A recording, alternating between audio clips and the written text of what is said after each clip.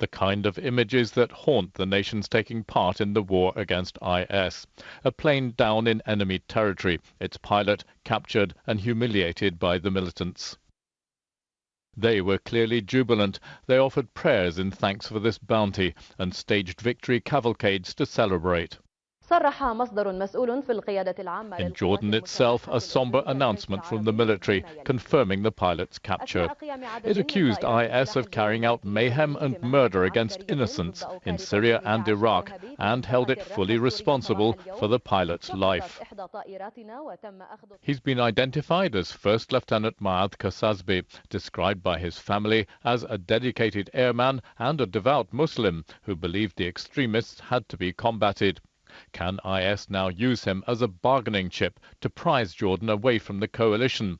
That seems unlikely.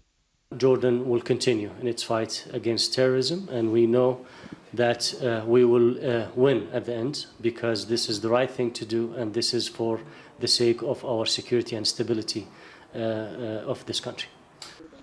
At the pilot's home in Karak in southern Jordan, great concern among friends and relatives. He comes from a well-known family.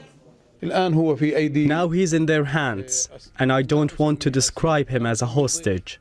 I call him a guest. He is a guest among brothers of ours in Syria's Islamic State.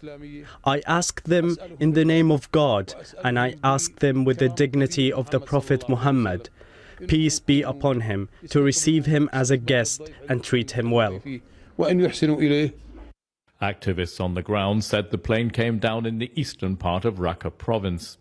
Despite IS claims that it was hit by a missile, the American military insisted it was not shot down but crashed. As the militants retrieved bits of the jet, the Americans and their allies were launching an urgent investigation, which they said would take some time.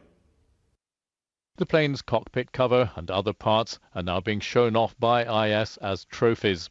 They have a ferocious record of butchering captives. First Lieutenant al-Kasaesbeh and his family will be praying he's more valuable to them alive than dead. Jim Muir, BBC News, Beirut.